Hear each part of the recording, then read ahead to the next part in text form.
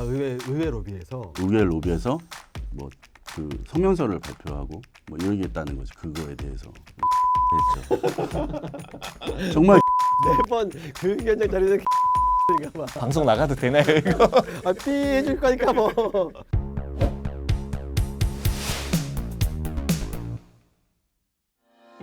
안녕하십니까. 이번 주 쓴소리 상사 시작합니다. 지난주, 지지난주에 이어서 제 옆에 왼쪽에 우리 김규남 서울시 의원이시자 저희 쓴소리 상사의 영업총괄본부 영어과장님이신 김규남 의원님 나오셨습니다. 네, 안녕하세요. 그리고 제 오른쪽에는 그 되게 활발히 움직이고 계시는 저희 서울시의회 교육위원회 위원장 박상혁 의원님 나오셨습니다. 반갑습니다. 정근식 교육감님은 좀 어떠신 분이세요? 정근식 교육감은 이제 후반기 이제 교육위가 시작되면서 그때 한두 달 정도는 이제 조영 교육감이 계셨었고요. 그다음에 이제 대법원의 판결로 인해서 이제 거리가 돼 버렸고 그리고 한 공백 기간 한 달 정도 있었고 그다음에 정식 교육감이 이제 보궐로 이제 당선이 됐죠. 그래서 이제 한 10월 말 정도부터 이제 어쨌든 교류를 하면서 같이 일을 해왔는데요. 물론 이제 진보 측에 이제 교육 인사셔서 그쪽에 교육의 여러 가지 이제 그런 정책이라든지 그걸 이제 기존의 것들을 받아서 하시긴 하셨지만 그래도 서로 소통하고 그 다음에 저희 의회와 뭐 이제 교육에 관한 문제에 대해서 논의하는데 뭐 충분히 제 생각에는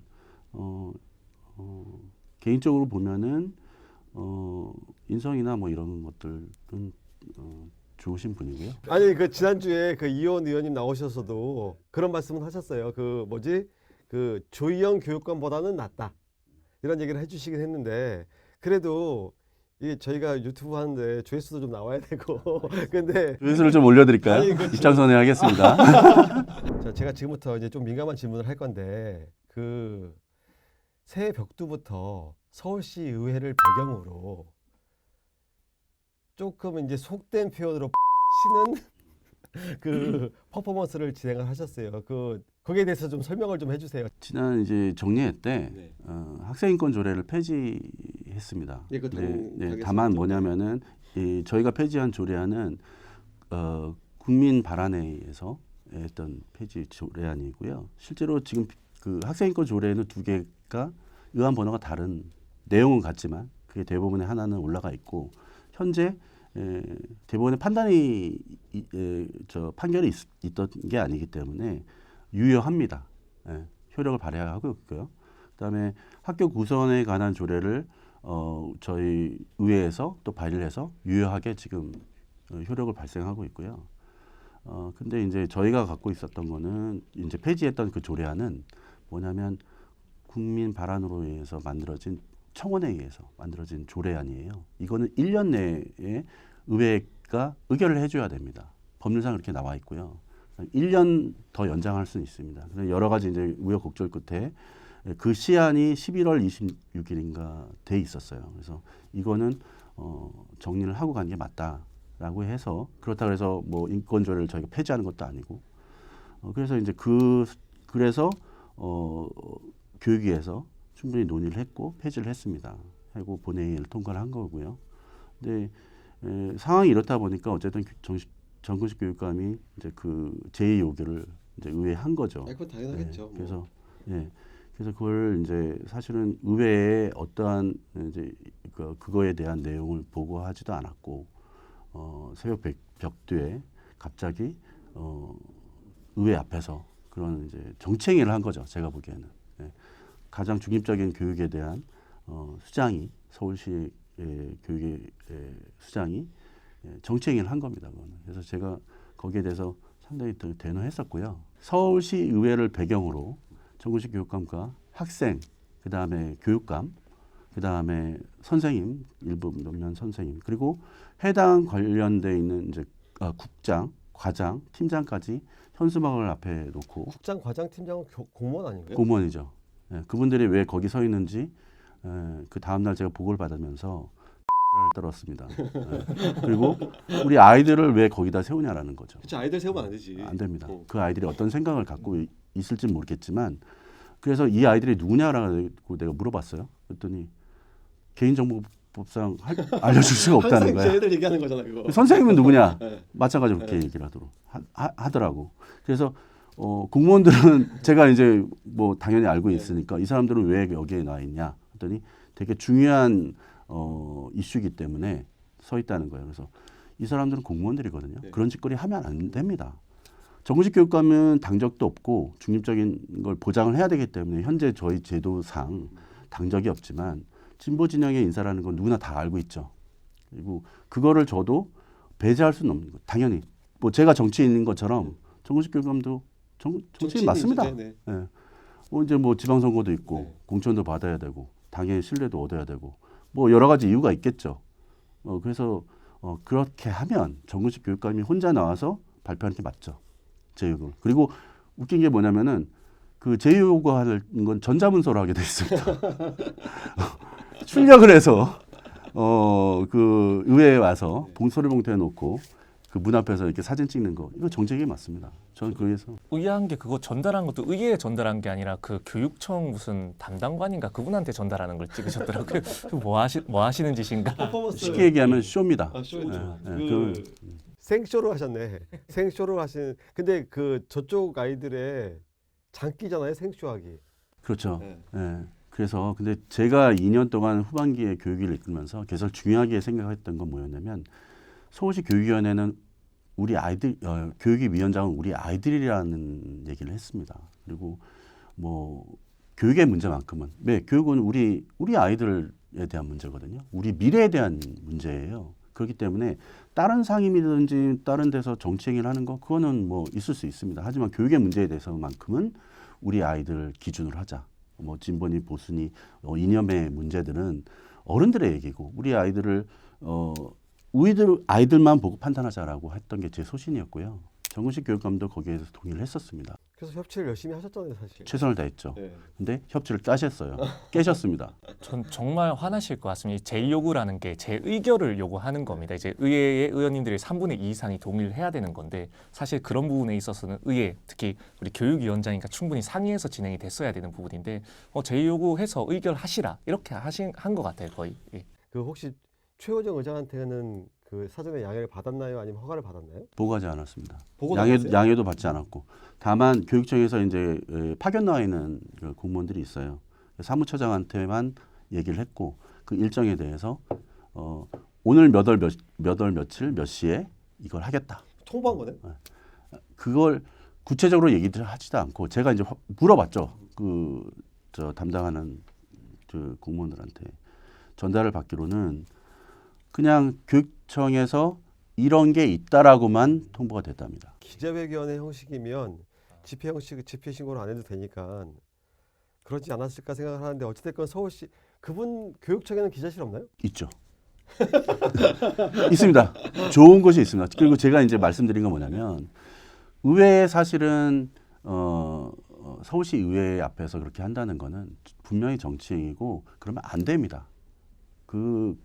그렇다 그러면 만약에 거기 본인들이 이제 그걸 하겠다고 했으면 서울시 의회 의장한테 보고를 했어야 되고 교육위원장한테도 보고를 했어야 됩니다. 양해를 구했어야 되고 근데 양해를 받지 못했어요. 그렇다 그러면 거기서 하면 안 되죠. 교육청에 기자실이 있습니다. 멋진 기자실이 있습니다. 거기서 하셔야죠. 그 아까 정근식 교육감 관련해서는 또 12월 달에 저희 그 폐지조례 통과됐을 때 그때 당시에도 이제 의회 본관 앞이 아니라 본관 안에서 촬영을 하려고 의장님한테 허가 신청을 했다가 그거 이제 뒷얘기를 하면 재밌다. 서울시 의회 미팅 얘기. 이제 의결하니까 안건이 올라가 있으니까 정근식 교육감이 로비에서 맞습니다. 그걸 하겠다는 거예요. 자기가 이제 의견을 의회 로비에서. 의회 로비에서 뭐 그 성명서를 발표하고 뭐 이러겠다는 거지 그거에 대해서. 그래서 제가 그 얘기를 의장실로부터 이제 그 협력관들이 있으니까 그래서 이제 그걸 들었습니다. 듣고는 매번 교육위원장 자리에 필요한 자리인가 봐. 1층에서 그래서 담당관하고 다 불렀어요. 협력관하고. 그래서 거기 접견실이 있습니다. 1층에. 접견실에서 가서 들어오라 그래서 얘기를 했습니다. 당신들 이러면 안 된다. 협치 끝이다. 어떻게 의회에서 로비에서 의원들이 의결한 부분에 대해서 그걸 나와서 성명서를 발표하고 인터뷰를 하고 의견을 개진하느냐. 만약에 의장이 그 의견을 뭐 발언하시려라든지 근데 그렇지 않거든요. 못합니다. 그거는. 그걸 한다고 얘기를 해서 절대 그건 하면 안 된다. 나가서 해라. 니네 집에 가서. 그렇게 얘기를 했죠. 정말 대노했었습니다. 그래서 로비한 게 취소가 됐어요. 그래서 나가서 그날도 이번에 한 그 자리에서 아니 근데 그 서울시 의회의 로비는 사실 의원님들이 주로 사용을 하셔서 그렇지 서울 시민의 공용 공간이잖아요. 사실 어떻게 보면 서울 시민이 주인인 곳이고, 근데 거기서 당파에 치우친 의견을 개진하려고 했다는 것 자체가 이건 지금 제 생각이에요. 그 제가 이제 백그라운드를 조사를 해본 정근식 교육감은 사실 그렇게까지 막 나가시는 분은 아니었을 것 같아요. 제가 네. 그 직제표를 보면 연락처 나와 있는 직제표를 보면 정근식 교육감실에 있는 정책보좌관이요 8명이 됩니다. 너무 많은데요. 유급 직원인 건가요? 정책보좌. 정책보좌관은 이제 뭐냐면 그 소위 말하는 이제 정무적인 일을 하게 되는 거죠. 의회와의 관계라든지 그다음에 정부와의 관계라든지 이런 것들을 서로 이제 조정하고 조율하는 역할들을 합니다. 그래서 의회 보좌관 출신의 정책보좌관들이 이제 그 장관 보좌관으로 많이 갑니다. 또는 청와대에 있는 근무를 했던 경력이 있는 친구가 장관 보좌관으로 가게 되죠. 그래서 진짜 정책을 하는 그 내부 인사, 내부 이제 그 공무원들이 하는 정책 보좌관이 있고요. 그런 정무를 담당하는 정책 보좌관이 있습니다. 교육부 장관이 정책보좌관이 한 명입니다. 최규진 장관도 한 명이에요. 근데 서울시 교육감이 정책보좌관이 8명이면 약간 정치단체들에서 많이 와 있을 것 같아. 정교조라든지 민주노총이라든지 혹은 뭐 그 한국노총이라든지 정치단체라고 불리는 집단에서 정책보좌관을 많이 파견했을 것 같아요. 그렇지 않을까요? 거기는 다 별정직이거든요. 네.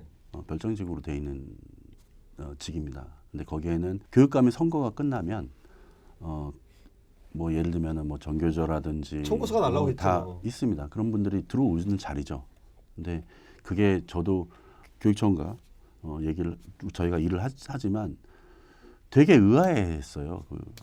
정책보좌관이라는 자리가 8명이나 된다는 게 선뜻 이해가 안 가는 거죠. 근데 제가 이제 뭐 알아보니까 다 외부에서 같이 들어오셨던 분 또는 중간에 교체되시고 이런 것들이 공무원들이 아니에요. 네, 그렇습니다. 사실 우리 교육위원장님께서 서울시의 교육위원장님께서 그 취임 일성이 그거였잖아요. 협치. 그 다음에 아이들 교육에는 진보와 보수를 가르지 말자. 이게 이제 제가 알기로는 그 일성이 처음에 일성이었는데 이들은 뭐 우리 서울시의회 예산 주는 서울시의회는 약간 아무것도 아닌 것처럼 다 해버렸네. 별정직 8명이면 연봉이 얼마야? 꽤 되지 않을까 싶은데요. 연간으로 치면 연간으로 치면 그래도 몇 억 원 되지 않을까요? 1인당 한 7, 8천 봐야죠. 연병으로 치면. 그러니까 별정직이니까 88은 64. 6, 7억 정도 되겠네요. 와, 근데 6, 7억이면 진짜 조직도를 보니까 교육감실에 직책이 없는 분들로 다 돼 있으시네요. 정책보좌관이 있고요. 그다음에 비서실장이 있습니다. 교육감 밑에 이제 비서실장이 있고요. 그다음에 정책보좌관이 8명 정도 있고 그다음에 주무관들이 또 있습니다. 그 서포트하는 주무관들이 보니까 아예 그 정책 보좌관님들이 직책이 아예 없는 것 같아요. 이 수첩상에는. 그래서 뭔가 그게 원래 그런 직책이 아니라 만들어서. 정책보좌관이라는 게 정책을 고민하고 뭐 새로운 정책을 이제 뭐 만들고 하시는 분들이 아니에요. 쉽게 얘기하면 그건 다 이제 부서들에서 다 하고 업무를 갖고 있는 실국에서 하는 거죠. 근데 이분들은 뭐냐면 정무적 일을 하는 겁니다. 그러니까 뭐냐면 예를 들면 이번에 그 학생인권 조례 폐지 제의 요구를 어디서 할 것이냐. 위해서 할 것이냐, 뭐 어떤 식으로 할 것이냐, 어떤 내용을 할 것이냐.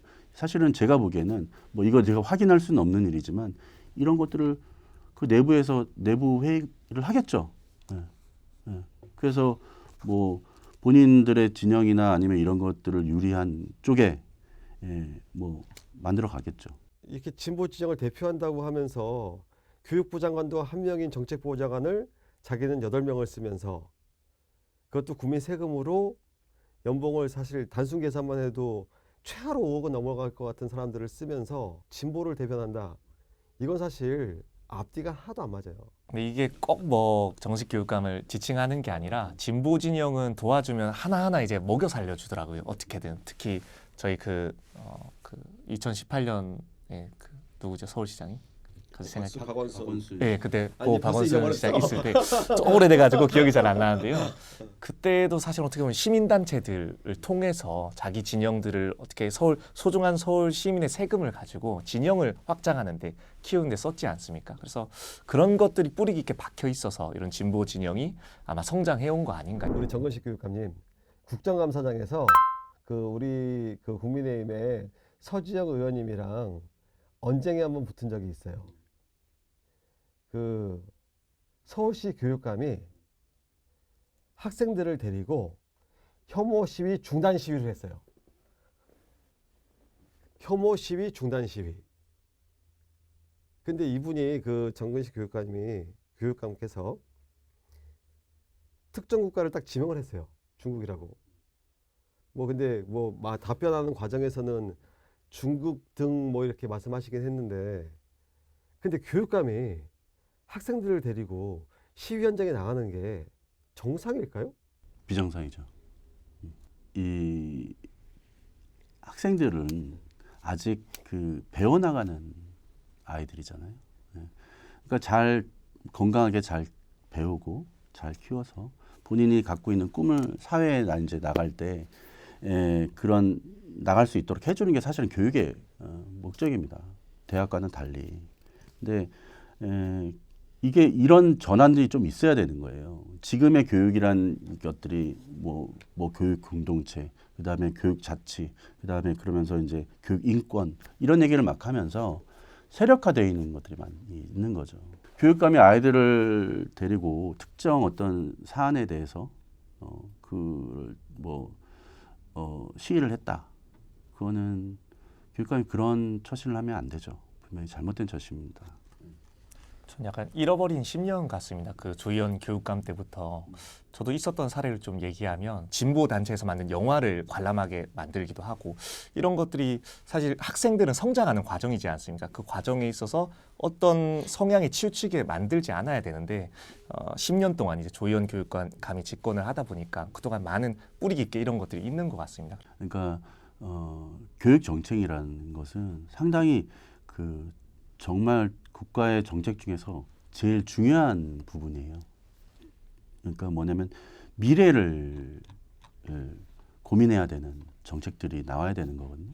근데 저희가 그동안 어떻게 보면 한쪽에 치우쳐져 있는 정책이나 이런 것들이 사실은 공감을 하잖아요. 저희도. 그렇다면 이런 것들을 좀 바로 세우고 하려면 뭐 진보 교육까지 10년 동안 했다 그러면 보수 출신의 그런 사고를 갖고 있는 분도 나오셔서 기울어진 어떤 교육의 현장들을 좀 바로 세울 필요가 있는 거죠. 이 이제 당황해서 과장이 나한테 한 얘기가 뭐였냐면 화이트 톤으로 바꿔달라고 그랬대. 김경원. 방을. 그래서 화이트 톤? 내가 그래서 뭐라 그랬냐? 그랬어. 진짜. 그래가지고 저 빡 돌았어요. 지금 잘렸죠. 그 윤시 위원장도. 문제가 거기를 다른 이제 위원장님이 돼서 못 쓰는 게 다 화이트 톤으로 돼 있고 그리고 뭐 이제 거기 그 인형도 갖다 놓으시.